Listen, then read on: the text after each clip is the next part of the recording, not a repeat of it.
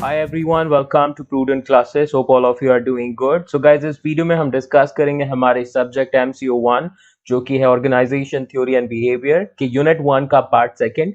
Unit 1 के part 1 में हमने डिस्कस किया था about the different levels of management. काफी इंपॉर्टेंट टॉपिक था पेपर के पॉइंट ऑफ व्यू से, और जिन स्टूडेंट्स ने अभी तक नहीं देखा तो वो चैनल की प्लेलिस्ट में जाकर उस पर्टिकुलर पार्ट को देख सकते हैं, नहीं तो ऊपर के आई के बटन में मैं ऐड कर दूंगा उस पर्टिकुलर पार्ट को, so that you can watch that part. तो आज की जो वीडियो है इसमें हम डिस्कस करेंगे तीन इंपॉर्टेंट टॉपिक्स, जिसमें सबसे ज्यादा इंपॉर्टेंट टॉपिक है the important functions of a manager in an organisation. Paper में कई बार आपका ये क्वेश्चन आ चुका है, तो पूरा अटेंशन दीजिएगा और जितने भी इंपॉर्टेंट पॉइंट्स मैंने मेंशन किए हैं इस वीडियो में उनको अच्छे से समझ लीजिएगा। एंड इस पर्टिकुलर पॉइंट को समझने से पहले हमें कुछ और क्वेश्चंस हैं जिनको जानना जरूरी है। सबसे पहला क्वेश्चन है, why do we need managers in the organisation. तो शॉर्ट में जानेंगे कि क्यों हमें मैनेजर्स की रिक्वायरमेंट होती है किसी भी ऑर्गेनाइजेशन में, and what is the meaning by the functions of a manager. तो जो ये फंक्शंस ऑफ अ मैनेजर है एक्चुअली होते क्या है, इसके शॉर्ट मीनिंग के बारे में जानेंगे। ठीक है, एंड उसके बाद जो हमारा मोस्ट इंपॉर्टेंट टॉपिक है यानी कि important functions of a manager, उसके बारे में डिस्कस करेंगे। My name is Shivam Maheshwari and start करते हैं आज की वीडियो को। एंड आगे बढ़ने से पहले गाइस, इस वीडियो का जो पीडीएफ है वो आपको मेरे टेलीग्राम चैनल पर मिल जाएगा। तो टेलीग्राम जो चैनल है प्रूडेंट क्लासेस के नाम से, उसको ज्वाइन कर लीजिएगा। इसके अलावा मेरा जो इंस्टा चैनल है उस पे भी आप अपने आप को ज्वाइन कर लीजिए, जिससे कि जो भी अपडेट्स होंगे important you will be getting it there. And also you can join my Facebook group as well, जो कि प्रूडेंट क्लासेस ओरिजिनल के नाम से है। ठीक है, तो चलिए आगे बढ़ते हैं, और जिन्होंने चैनल सब्सक्राइब नहीं किया कर लीजिए, जिससे कि जो फ्यूचर वीडियोस है उनकी नोटिफिकेशन मिल सके। और काफी सारी इंपॉर्टेंट वीडियोस मैं आकर लेके आने वाला हूं, तो वो सभी हेल्प करेंगी आपके एग्जाम्स में अच्छे मार्क्स स्कोर करने में। और आगे बढ़ने से पहले हमारा मिशन भी याद रखिएगा, जो कि है 70% और more in our upcoming exams, so we have to work for that। तो यहाँ पर सबसे पहला क्वेश्चन आ चुका है, आपके स्क्रीन पर आप देख सकते हैं, why do we need managers in the organisation. तो यहाँ पर हमारे एक मैनेजर है, तो सबसे पहले one by one point by point हम समझ लेते हैं कि क्यों मैनेजर जरूरी होते हैं। तो सबसे पहले जानना है कि ऑर्गेनाइजेशंस क्यों क्रिएट की जाती हैं। तो organisations are created to fulfil the different needs of the society and to earn profit with that. तो कोई भी ऑर्गेनाइजेशन इसलिए क्रिएट की जाती है ताकि जो सोसाइटी की नीड्स होती हैं उनको फुलफिल किया जा सके और उस नीड्स के फुलफिलमेंट के थ्रू प्रॉफिट अर्न किया जा सके। You know, you need a product, like अभी हम देख लेते हैं कोरोना के केस में, we need sanitizers, we need mask, we need oximeters. बहुत सारे ऐसे प्रोडक्ट्स हैं जिनकी रिक्वायरमेंट है to treat patients and to keep ourself safe at home.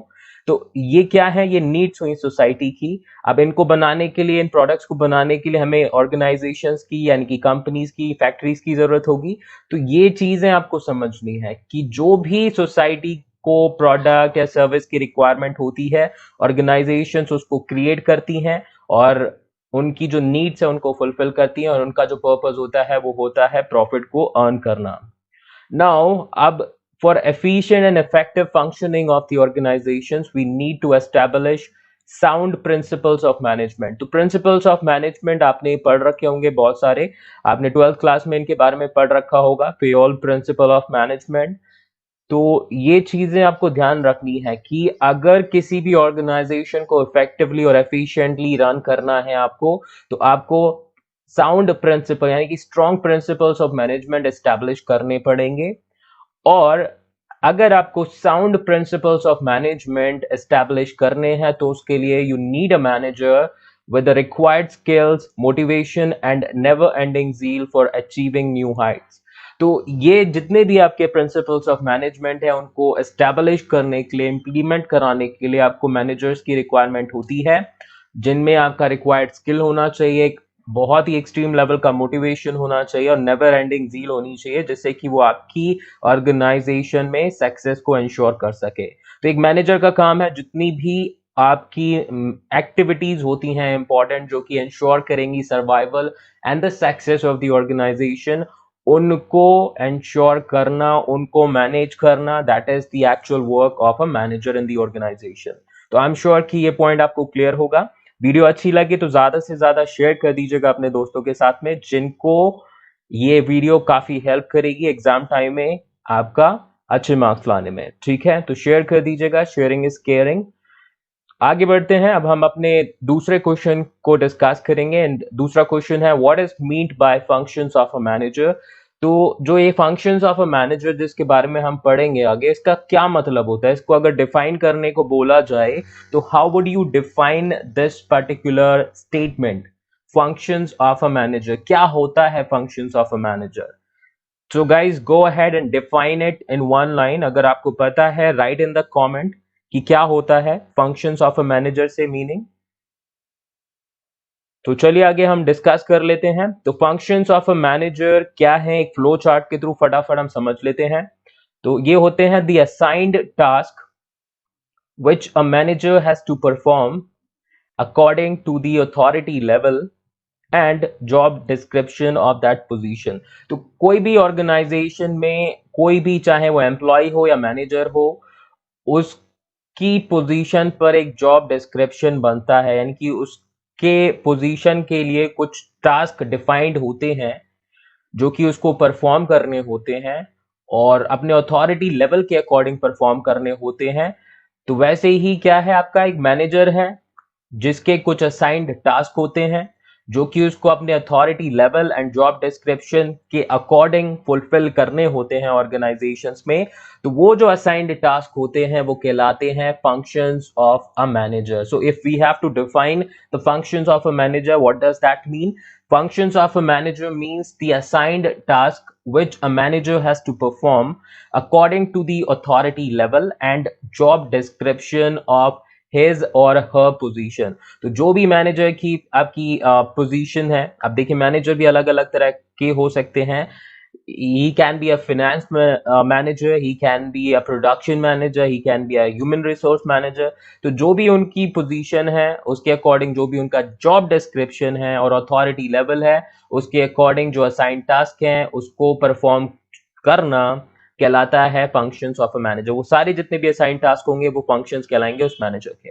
Okay, तो आई एम श्योर कि ये पॉइंट आपको क्लियर होगा। If you want you can take a screenshot और एल्स एज आई स्टेटेड आप टेलीग्राम चैनल को join कर लीजिए, वहां पर ये आपको पीडीएफ भी मिल जाएगी जिसको आप यूज कर सकते हैं एग्जाम टाइम में टू रिवाइज योर कॉन्सेप्ट्स। तो अभी साथ के साथ में आप लर्न करते चलिए जो भी पॉइंट्स मैं डिस्कस कर रहा हूँ।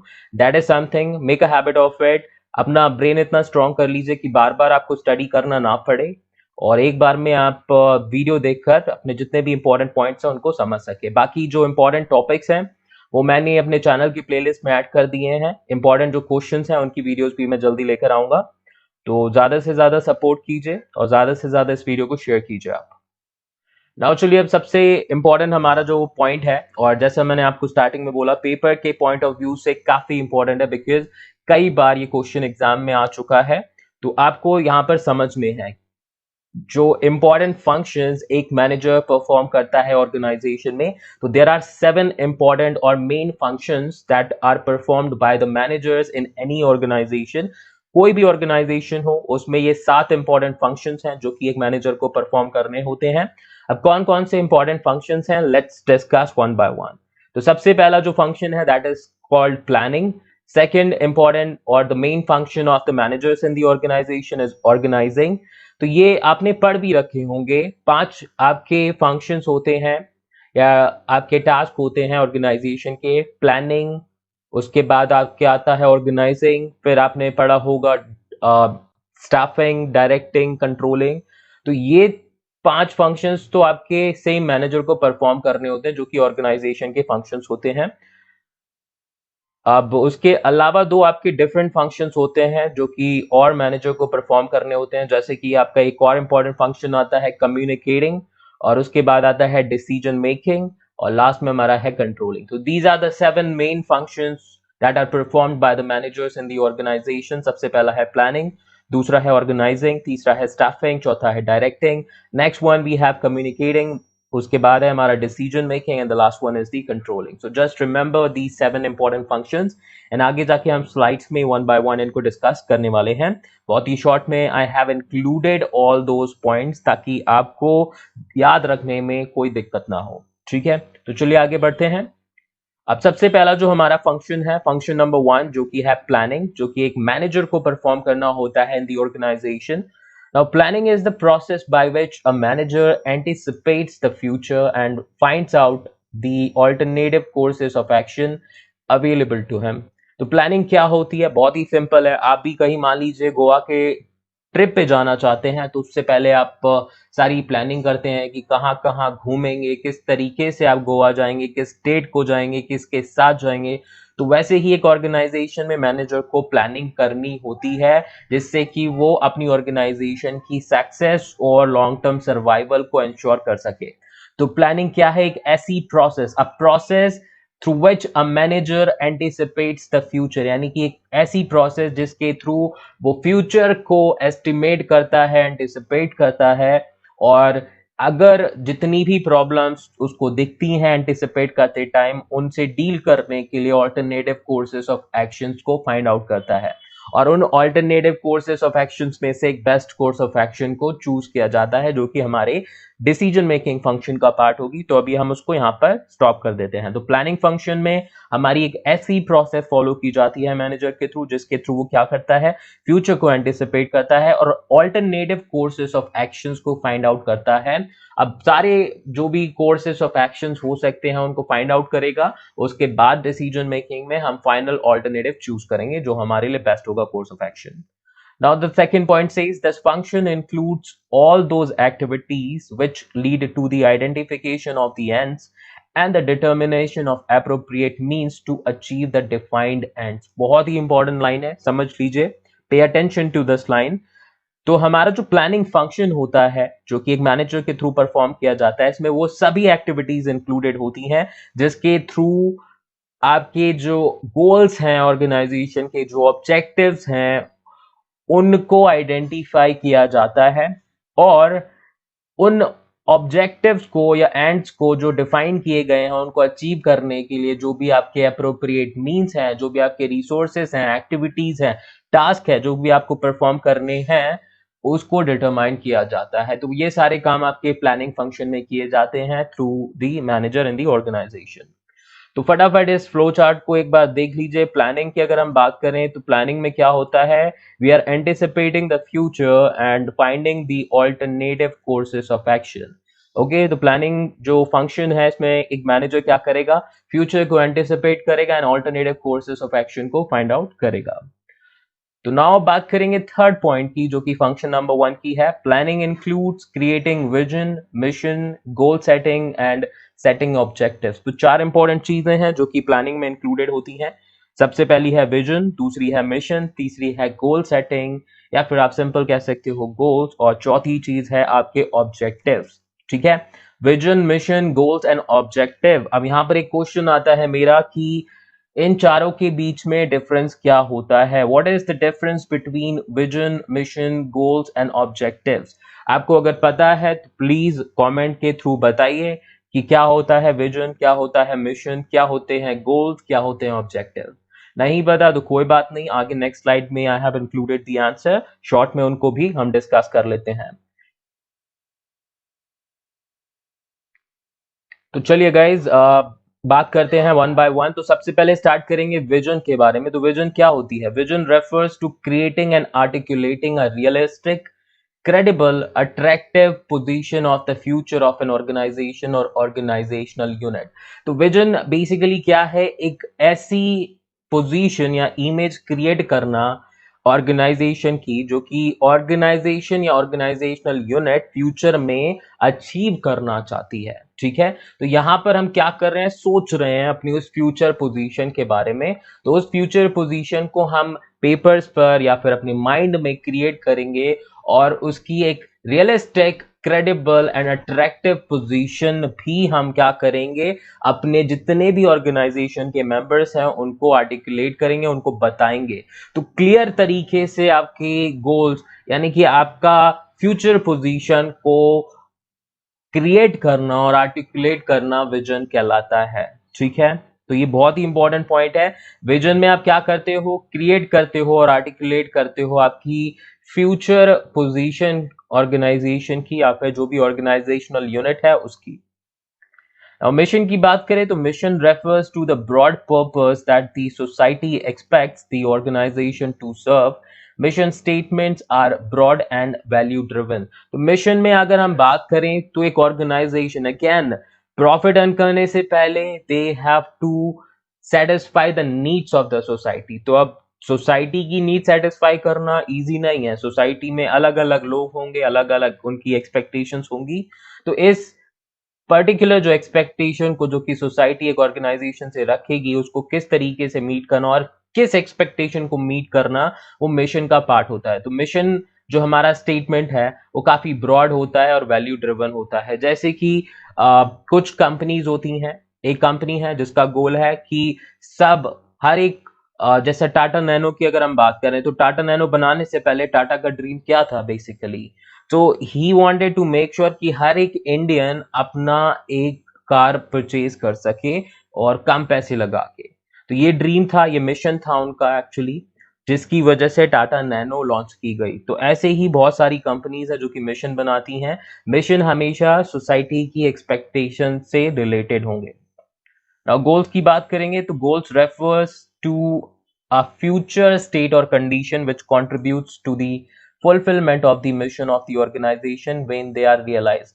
तो जब भी आप गोल्स बनाएंगे, गोल्स का पर्पस क्या है कि आप फ्यूचर में कुछ अचीव करना चाहते हैं। यहां पर देखिए एक्चुअली में अचीवमेंट की बात आ गई। तो जब भी आप गोल्स बनाएंगे तो उन गोल्स में कुछ ऐसा होगा जो कि आपके मिशन को कंट्रीब्यूट करेगा। अगर वो अचीव किए जाएंगे तो आपने गोल्स बनाए कि आपको अभी जो है दिल्ली का पूरा एरिया कवर अप करना है अपने प्रोडक्ट को सेल करने के लिए, ठीक है, जिसमें आप लोगों को एक क्वालिटी प्रोडक्ट देंगे कम से कम प्राइस में। और आपने ये गोल बनाया, आपका मिशन क्या है कि ऑल ओवर इंडिया में सबको आपका प्रोडक्ट मिल सके, सब प्रोडक्ट आपका यूज कर सके, उसकी क्वालिटी को कंज्यूम कर सके और आपके एफर्ट्स को अप्रिशिएट कर सके। तो ये आपका क्या है, मिशन है। लेकिन उस मिशन को अचीव करने के लिए आपको छोटे छोटे छोटे गोल्स बनाने पड़ेंगे, चेक पॉइंट्स बनाने पड़ेंगे, जिनको आप अचीव करेंगे तो आपके वो मिशन को कंट्रीब्यूट करेंगे। Now the goals are more concrete than mission but less concrete than objectives। तो हमेशा ध्यान रखिएगा, गोल्स जो होते हैं आपके काफी छोटे होते हैं लेकिन बहुत ही कॉन्क्रीट होते हैं मिशन से। और जो ऑब्जेक्टिव्स होते हैं उनसे कम कॉन्क्रीट होते हैं। तो यानी कि ऑब्जेक्टिव्स हमारे सबसे ज्यादा इंपॉर्टेंट होते हैं as compare to mission and goals. Objectives क्या होते हैं? ऑब्जेक्टिव्स आपके होते हैं ordinary short run specific milestone towards goals. तो गोल्स को अचीव करने के लिए आप छोटे छोटे और छोटे छोटे टारगेट सेट करते हैं, छोटे छोटे माइलस्टोन सेट करते हैं शॉर्ट रन के लिए, वो आपके कहलाते हैं ऑब्जेक्टिव। जैसे कि आप एक गोल बनाते हैं कि आपको 10 kg अपना वेट लूज करना है 1 महीने में, ठीक है। तो अब 1 महीने की आप बात सोचेंगे तो हो सकता है दूसरे या तीसरे दिन बाद आप अपने एफर्ट छोड़ दें। तो आप यहाँ पर टारगेट बनाते हैं कि आप पर डे में इतना करने की कोशिश करेंगे और आर्ली बेसिस पर इतना करने की कोशिश करेंगे। तो जब आप और बड़े बड़े गोल्स को छोटे छोटे ऑब्जेक्टिव्स में डिवाइड कर देंगे तो वो अचीव करना इजी हो जाएंगे, इंटरेस्टिंग हो जाएंगे अचीव करना। तो जितने भी ये गोल्स होते हैं वो आपके ऑब्जेक्टिव्स को डिफाइन करते हैं। तो ऑब्जेक्टिव्स आपके डिराइव किससे होते हैं? गोल से। ओके, तो आई एम श्योर कि आपको ये डिफरेंस समझ में आ चुके होंगे। और चलिए अब आगे बढ़ते हैं, अपने फंक्शन नंबर 2 को डिस्कस करते हैं जो कि है ऑर्गेनाइजिंग। तो ऑर्गेनाइजिंग क्या होती है? Organizing is the process by which the structure and allocation of jobs are determined. तो एक ऑर्गेनाइजेशन में there are many people who works together in order to achieve the organizational objectives।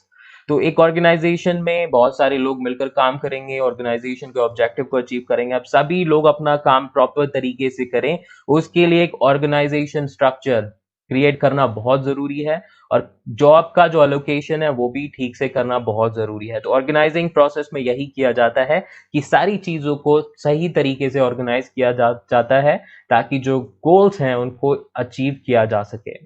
Now, the organizing function includes all managerial activities which are undertaken to convert the required activities of plans into a structure of task and authority। तो जितने भी plans बनाए जाते हैं, ठीक है, उनको convert किया जाता है organizing function के थ्रू स्ट्रक्चर इस तरीके से क्रिएट किया जाता है कि जितने भी हमारे प्लान्स हैं, जो भी हम अचीव करना चाहते हैं अपने गोल्स, उन प्लान्स में उनको टास्क एंड अथॉरिटी में प्रॉपरली डिवाइड किया जा सके, ताकि किसी भी तरह का प्रॉब्लम ना हो while achieving your organizational goals. तो ऑर्गेनाइजिंग का काम है सब कुछ ठीक से ऑर्गेनाइज करना, सही तरीके से ऑर्गेनाइज करना, सही इंडिविजुअल को सही काम पे लगाना, सही मटेरियल को आपका लेके आना, ताकि आपका प्रोडक्शन हो सके, प्रोडक्ट बन सके। अच्छे प्रोडक्ट बनेंगे तभी कस्टमर सेटिस्फाई होंगे। तो ऑर्गेनाइजिंग की अगर हम बात करें तो यहाँ पर चलिए फ्लो चार्ट पे ध्यान दीजिए। ऑर्गेनाइजिंग क्या है? Conversion of plans into structure of task and authorities. तो जो प्लान्स होते हैं उनको जब हम स्ट्रक्चर ऑफ टास्क अथॉरिटी में कन्वर्ट करते हैं तो वो ऑर्गेनाइजिंग का पार्ट बन जाते हैं। ठीक है, नाउ चलिए अभी आगे का पॉइंट है, point number 3। The organizing function involves 4 sub functions. तो ऑर्गेनाइजिंग में 4 इंपॉर्टेंट फंक्शंस और इंक्लूडेड होते हैं, सब फंक्शंस जिनको हम बोलते हैं। सबसे पहला, defining the nature and content of each job and organization. तो जितने भी जॉब्स हैं ऑर्गेनाइजेशन के, उन सभी जॉब्स का नेचर और उनके कंटेंट को डिफाइन करना, ये सबसे पहला सब फंक्शन होता है ऑर्गेनाइजिंग का।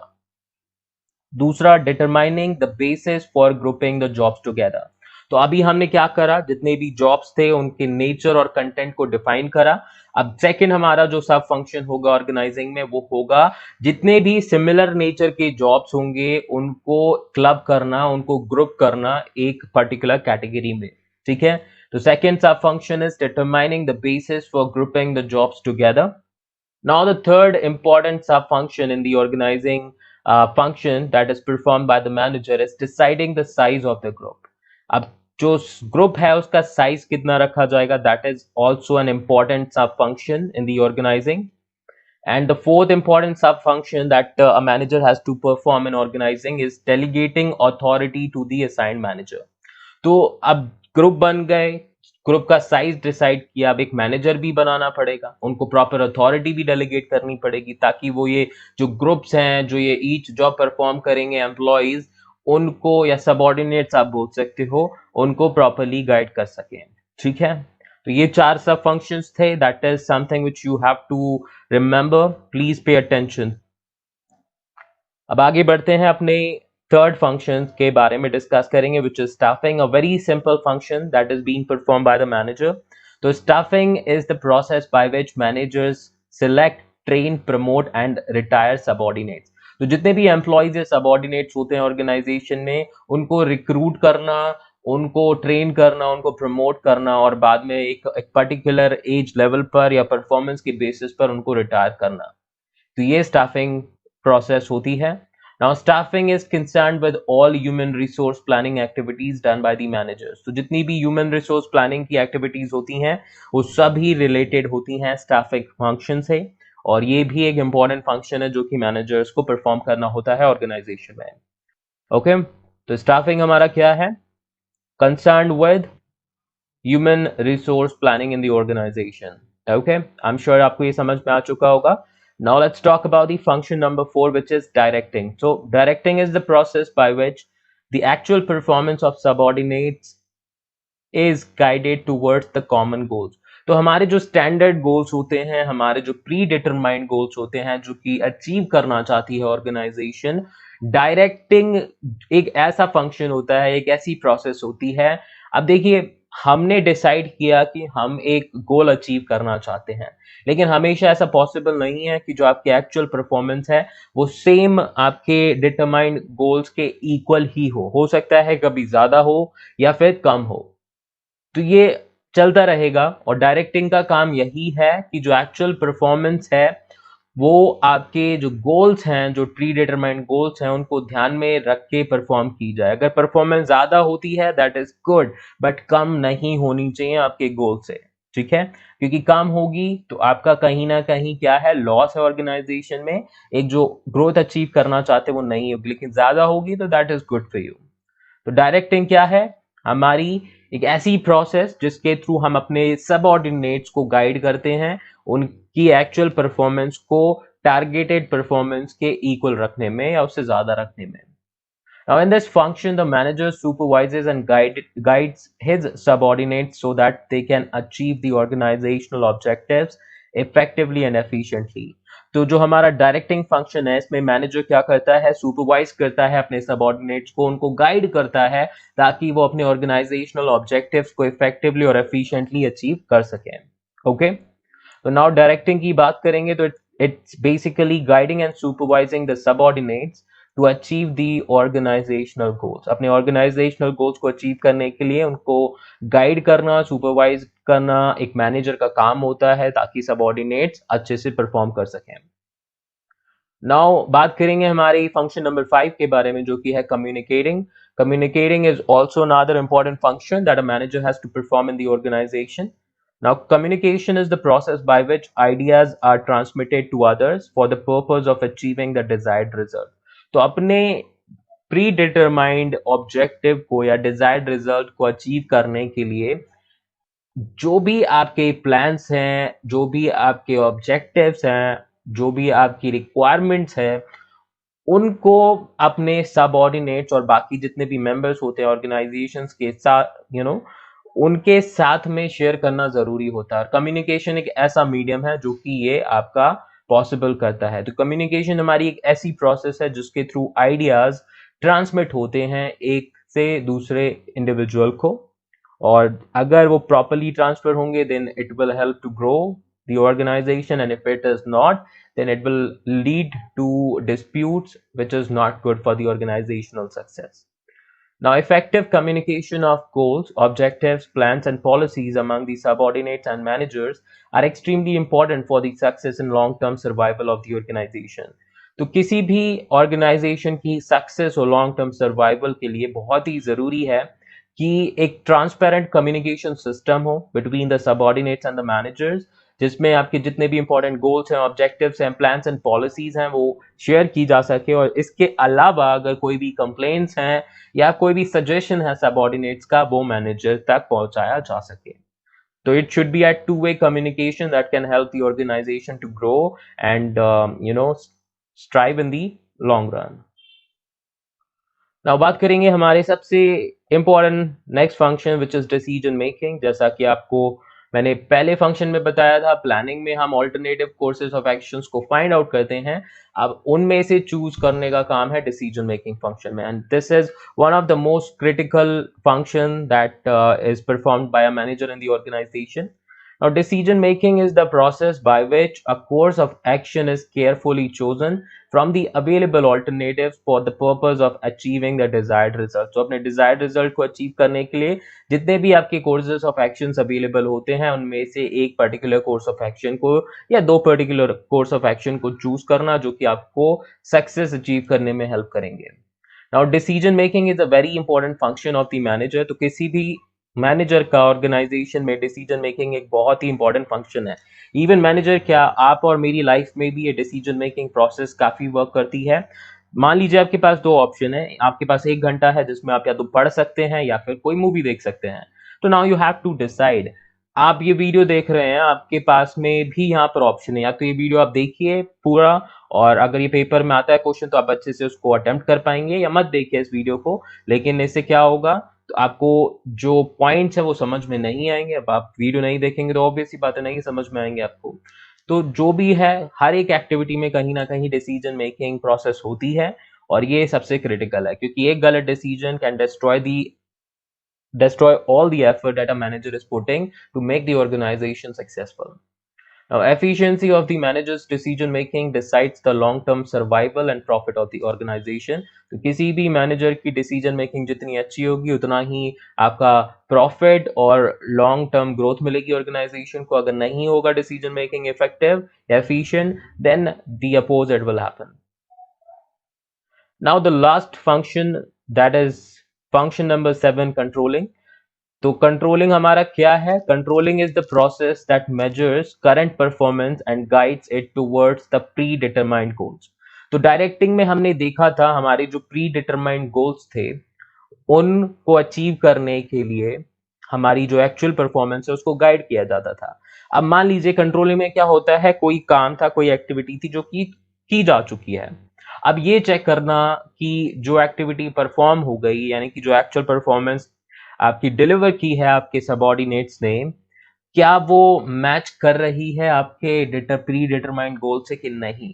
तो यही काम है कंट्रोलिंग का। नहीं कर रही तो उसके बाद एक्शन लिए जाएंगे। तो controlling is the process that measures current performance. तो आपकी जो करंट परफॉर्मेंस है उसको मेजर करना और उसको गाइड करना आपके प्री डिटरमाइंड गोल्स की तरफ, ये काम होता है कंट्रोलिंग का।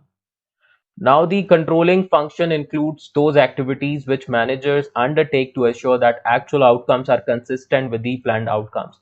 तो कंट्रोलिंग फंक्शन में वो सभी एक्टिविटीज इंक्लूड होती हैं जिसके थ्रू मैनेजर ये इंश्योर करता है कि जो आपके एक्चुअल आउटकम्स हैं, यानी कि जो एक्चुअल आपकी डिलीवरी की गई है परफॉर्मेंस की बाय दी सबऑर्डिनेट्स, वो कंसिस्टेंट है आपके प्लान आउटकम से या नहीं। और three basic conditions for effective controlling are. तो तीन आपके बेसिक कंडीशंस हैं जिसके थ्रू इफेक्टिव कंट्रोलिंग इंश्योर की जा सकती है ऑर्गेनाइजेशन में। तो कौन कौन से वो तीन कंडीशंस हैं, लेट्स टॉक अबाउट। सो सबसे पहली कंडीशन है that is standards. So standards are very important. Next one, we have information about the current performance of the subordinates. तो जो सबऑर्डिनेट्स हैं उनकी करंट परफॉर्मेंस की information is the second important condition if you want to ensure effective controlling. And the third important condition for effective controlling is the corrective action. Okay, short में आपको समझा देता हूं। आपने मान लीजिए अपना एक एम रखा, एक टारगेट रखा कि I want to score 80% in my MCom exams. ठीक है, तो उसके लिए आपने टारगेट रखा कि I study on regular basis. हफ्ते में, वीकली बेसिस पर आप कम से कम 5 चैप्टर्स करेंगे। पूरा वीक निकल गया, आपने अपनी एक्चुअल परफॉर्मेंस देखी, तो आपका जो टारगेट था वो था 5 chapters in a week of a particular subject, but you were able to achieve only 4 chapters. तो अब इसके लिए क्या करना पड़ेगा? अब आपको क्या करना पड़ेगा, अगले वीक का जो टारगेट है उसको आप 6 का कर सकते हैं। तो करेक्टिव एक्शन क्या रखेंगे अगर आपकी जो अचीव्ड परफॉर्मेंस है वो मीट नहीं कर पाती आपकी स्टैंडर्ड परफॉर्मेंस को। तो ये आपको डिसाइड करना है कि किस तरीके से आप पनिशमेंट देना चाहेंगे खुद को, ज़्यादा आवर्स की स्टडी करके या फिर आपका जो टारगेट है उसको रिड्यूस करके। तो ये आपको देखना है क्या करना है। तो कंट्रोलिंग एक बहुत ही इंपॉर्टेंट फंक्शन है जो कि मैनेजर को परफॉर्म करना होता है। तो आई एम श्योर गाइज ये वीडियो आपको अच्छे से समझ में आई होगी। वीडियो अच्छी लगी हो तो लाइक कीजिएगा ज्यादा से ज्यादा और शेयर कर दीजिएगा अपने दोस्तों के साथ में। मिलता हूं मैं अब नेक्स्ट वीडियो में एक और इंपॉर्टेंट टॉपिक के साथ में जो कि हेल्प करेगा आपको अच्छे मार्क्स स्कोर करने में। तो अभी के लिए इतना ही। Thank you so much. Stay safe, stay healthy, bye bye.